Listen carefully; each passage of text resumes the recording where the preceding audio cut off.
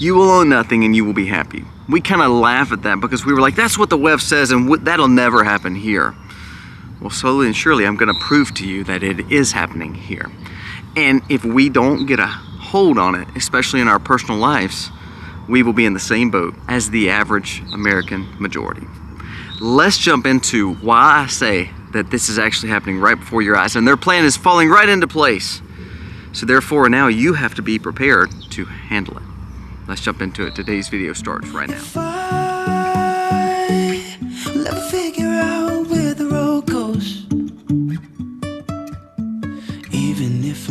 Hey guys, welcome to the Max. Thank you so very much for being here today. If you are new to the channel, go down here, press subscribe, ring the bell, give us a thumbs up. It sure does help us. Since we've made this push, it's gotten a little bit better, but we're still being kind of held down for really all of May. So please, if you like the content, give us a thumbs up. If you don't, that's okay. But comment below, tell us what you think about the content of today. Now, the point of today's video is to make you think. There was a great article from Zero Hedge, and I'm gonna read parts of it, but then I want us to kind of say, okay, how can we proactively look at this instead of reactively look at this? Well, you know, we heard the saying from the web saying, you will own nothing and you will be happy. We laughed at it, we thought it's a joke. Everybody will always own their home or always have needs and goods, and we will never put ourselves in that kind of position. Well, we've done just that in America. Let's go through this article, but let's also talk about the things that you tangibly can buy and can have so you will own something. And I'm telling you, if you don't start doing some of these things, you will be just like the American majority that is faltering. And we're going to go over the numbers that are absolutely startling. I thought this was a phenomenal article, and it was wrote of Two Minds blog from Charles Hugh Smith. It says, maybe we're closer to that than we realize. This catchphrase has been mocked for so long. However, the truth may be coming out. Now, he goes on through the story and talks about it, but let's kind of go through the steps of showing exactly what he's talking about, how you are actually moving right into the step of what the WEF is wanting. But to own nothing means that you are powerless, poverty, and not happy. Think about that.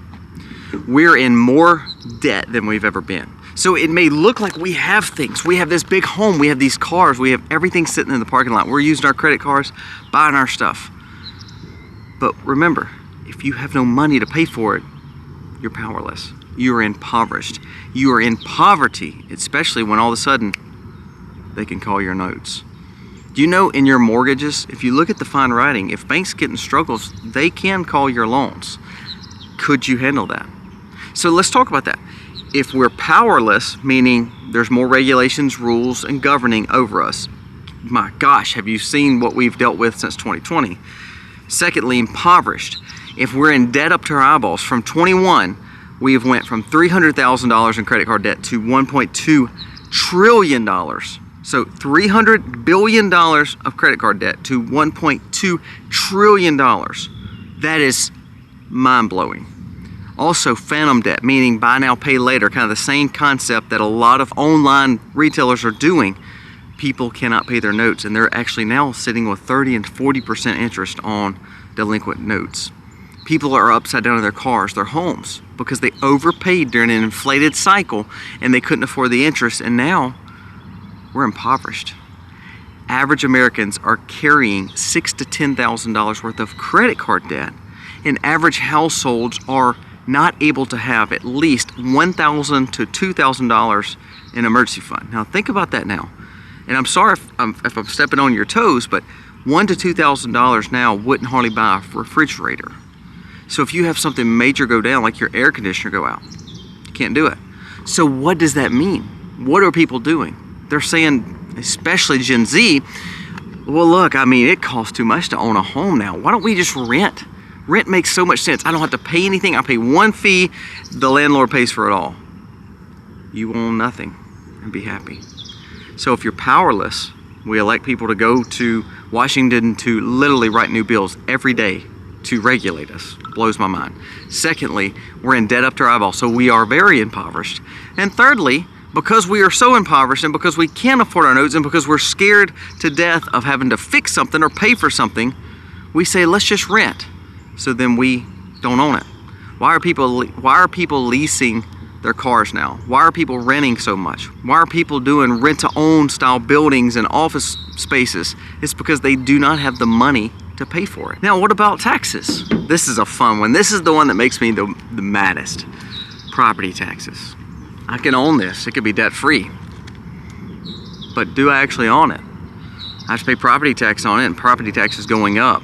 Did you know insurance, property, casualty, home, health, and automobile insurances all went up 20 to 30% this last year? So if you have this and you have taxes, which you're paying top dollar for, on money that you've already paid taxes on, you've already bought the land, you've already paid interest on, and they're still taxing you on it. That's ridiculous. But then on top of that, you have to insure it, because what if all of a sudden something happens to it and it's not insured, that all of a sudden you have loss on it? So now property, taxes, and insurance. Do you actually own the land that we're on? Now, granted, you need to get out of debt on it. Granted, I tell you still buy, but there needs to be a new thought pattern on what it means to own land. Because basically what we're having to do is rent our own land that we've paid for from the government each and every year. And if we don't pay it, if we're delinquent on it, then they take it back and sell it to someone else. So do we actually own land? Why have we allowed our elected representatives to go to Washington to actually not do anything to help us? Why don't we, here's a thought, just a thought. If we can print money and send hundreds of billions of dollars across the world, and in this modern monetary theory that they're pushing to say, well, debt shouldn't scare you, inflation shouldn't scare you, interest shouldn't scare you. If that is the case, if that is truth, why are they taxing the American people? If we can just print money and it has no bearing, why do we tax people? Now, I know that sounds stupid and it's a little tongue-in-cheek, but if we can overtax ourselves but still print money to send everywhere else, why don't we just say, let's abolish the IRS, let's abolish taxes, and just print money for ourselves? Why not? And last point, this is a good one here. Your money. Is it really your money? It shows that more banks, more central banks, more Fed banks, more governments are moving towards two things. Either they're moving towards a global push for CBDC, a currency that they can rule, a currency that they can surveil. Even BRICS is. So when people say, oh, BRICS is so much better, BRICS is doing the same thing.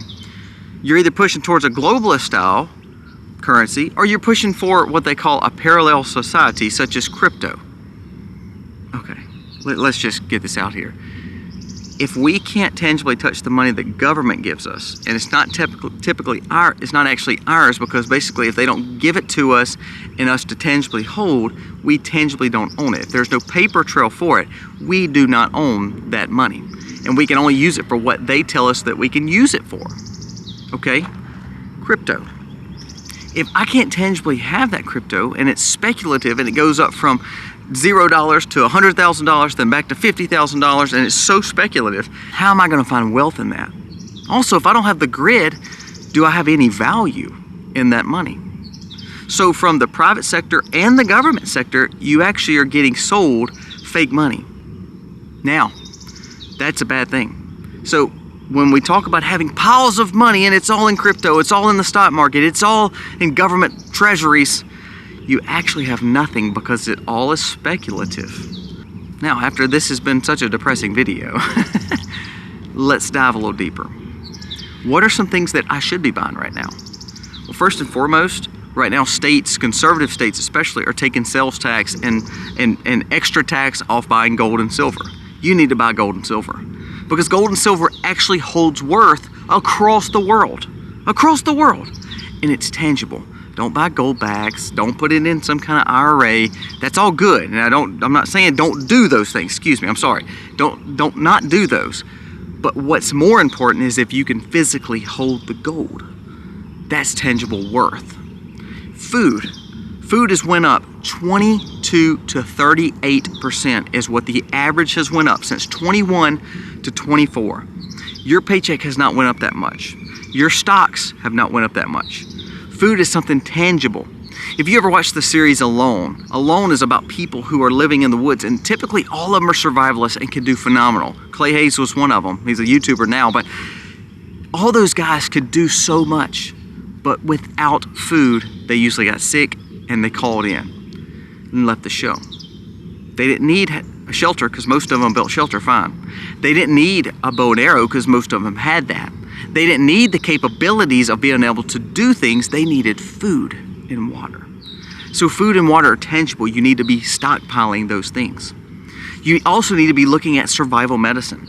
Right now, Dr. McCullough came out and said that don't worry. They're going to utilize H5N1 and the avian flu to kind of be the next disease X. This could be something that could be very detrimental to our health. They've been trialing it, and it's going to happen. What about prescription medicines? Have you thought about buying emergency preparedness medicine? And even over-the-counter medicine, but especially emergency preparedness medicine. Most of those people on that show, again, I bring up along because I just enjoy watching it. Most of them, they have just a simple sickness, a simple cough, simple, nausea, and they can't do nothing about it because they didn't know herbalists, they didn't know how to forage, or they didn't have the medicines they needed. I don't believe in medicines, but I do say this: if you're sick, you got to have them. Why don't we buy some emergency medicine? I like Jace Medical. There's tons of companies out there. But why don't you look at something like that? They even have a kids version now. That's tangible. You have it, and you're not having to run to the pharmacy or the doctor or the hospital in dire times to get it. Safety and defense. Have you thought about learning how to utilize something to defend yourself? If it be a simple bow and arrow, if it be something like what I like to carry with my EDC, if it be something that you can learn how to use, the shockwave I had with the flashlight with the stunner in it. You've got to find something that benefits you to be able to protect you and your family. Because right now what it's showing is you will own nothing. And when people say, oh, that's just old cliche, I'm proving it to you. Look at the 3 things I just told you. You literally are losing everything due to the slow movement of government. And lastly, there's nothing wrong with having cash and having savings. Right now, cash is still king. That doesn't mean it's always going to be there. But for the time being, it is the best way to buy decentralized and have the parallel society. So when you want to buy something, it's between you and whom you're buying it from. Right now, you need to be putting it up. If you don't have a budget, if you don't know how to get on a budget, first of all, cut your credit cards up. Quit living on debt and only buy the necessities. Buy the needs. Don't buy the wants. You don't have to have some of those things that you think you have to have. In our society, we've gotten so used to just clicking for 2-day shipping, or we've gotten so used to just buying it at the local store with a credit card and not actually having to pay for it. When you learn to buy things with cash, you'll learn to save more because then you can't buy it online. Then you don't want to see those dollars leave your billfold too quick. You learn to conserve. So these are just 5 things that I would say you need to purchase, and they're real tangible goods. They're things that you can hold. And when you look at the first 3 things I talked about, with the fact of government, with the fact of your taxes and mortgages, with the fact of how easy it is to not buy anything, to just rent, how we use digitized currency already and we're being programmed for that. You are slowly moving into the cycle of you won't own it and you'll deal with it and be happy because you have no other rights and you have no other way to be powerful with it. This is sustainability. The 5 things I just mentioned, that's sustainability. Let me know what you think. There's some great articles, and this guy dropped a great one saying that this is exactly what's happening, and we're allowing it to happen while we're sending all our money across overseas, while we're still taxing our people for no reason, because I guess monetary theory says we don't have to worry about debt, so why don't we just print more for people? Well, there's countries trying that with UBI because AI is getting so strong. There's a lot happening in our society, and part of that's moral decay, part of that is being so brainwashed and not doing research on our own. But the bottom line is it's time for you to work through the hard times. Remember, hard times creates strong people, strong men, and we're in that cycle. Guys, let me know your thoughts on today's video. God bless.